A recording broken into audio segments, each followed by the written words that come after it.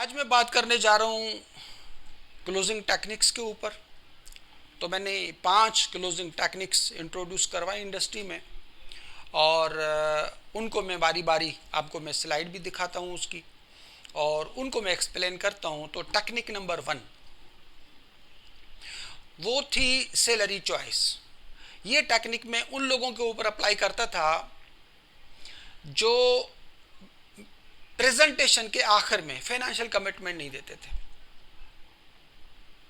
या financial commitment मिल जाए तो जब मैं उनको सॉल्यूशन देने जाता था क्लोजिंग अटेम्प्ट के लिए, तो उस वक्त वो अगर ये बहाना करे कि सर मेरे पास पैसे नहीं है, तो मैं वहां पर इसको अप्लाई करता था।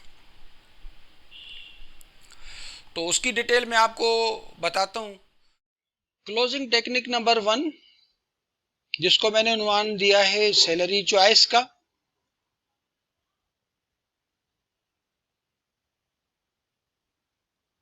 तो देखें, इसमें मैं क्या करता हूं कि मैं एक साइड पे बेनिफिट्स लिखता हूं क्लाइंट के, जो मैंने उसको अपनी लिस्टेशन में बनाए होते हैं।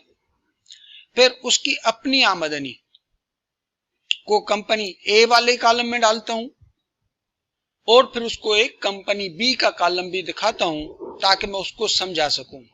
अब कंपनी ए में जो एम्प्लॉय काम कर रहे हैं, उसकी मैं इनकम उतनी लिखता हूं जो उस साहब की है जो इस वक्त मेरे सामने ये प्रेजेंटेशन सुन रहा है।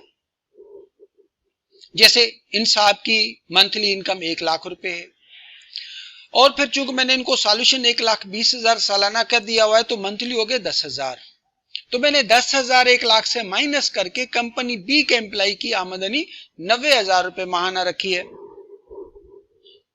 आपने इसी तरीके से करना है। आपके सामने अगर कोई ऐसा साहब बैठा है जिसकी 5 लाख रुपए की आमदनी है, 12 लाख सालाना का आपने उनको सॉल्यूशन दिया हुआ है, तो आप उनको कंपनी ए में 5 लाख लिखें, कंपनी बी में 1 लाख माइनस करके 4 लाख लिखें। तो मेरा ख्याल है कि आपको ये कॉन्सेप्ट समझ में आ गया होगा। तब मैं इनसे बात करूंगा कि सर देखें, आप कंपनी ए में काम कर रहे हो जो आपको 1 लाख रुपए माहाना प्रोवाइड कर रही है, लेकिन ये कंपनी आपको इनके साथ डिसेबिलिटी कुछ नहीं देगी, इनके साथ नेचुरल डेथ आपकी फैमिली को कुछ नहीं देगी, इनके साथ एक्सीडेंटल डेथ आपकी फैमिली को कुछ नहीं मिलेगा। यहाँ से मैरिजेस की शक्ल में, बच्चों की मैरिजेस जब आप करेंगे तो कुछ नहीं देंगे, बच्चों के हायर एजुकेशन के लिए कुछ नहीं देंगे। हाँ, रिटायरमेंट पे आपको ये प्रोविडेंट फंड देंगे जो कि आपका अपना है, और इमरजेंसीज में भी यहाँ से कुछ नहीं मिलेगा।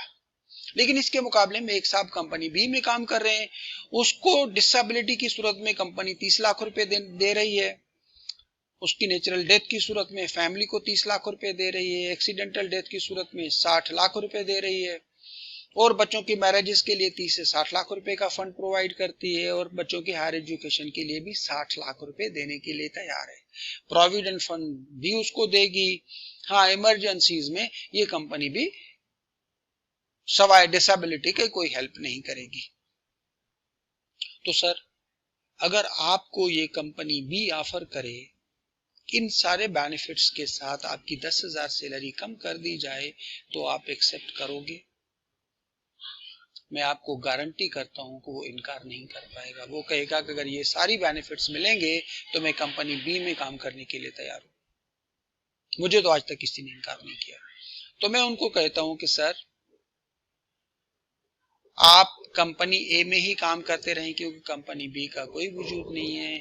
आप चूंकि 10,000 कम पर काम करने के लिए तैयार हैं, अगर ये फैसिलिटीज मिले तो 10,000 माहाना के हिसाब से 1,20,000 में ये सारी फैसिलिटीज मेरी कंपनी आपको देने के लिए तैयार है।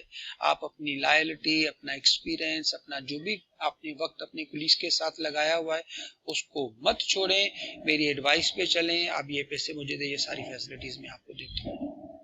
ये बोलते ही प्रोपोजल फॉर्म आपने उसके आगे रखना है, और पेन निकाल के कहना है कि सर इस पर साइन करें।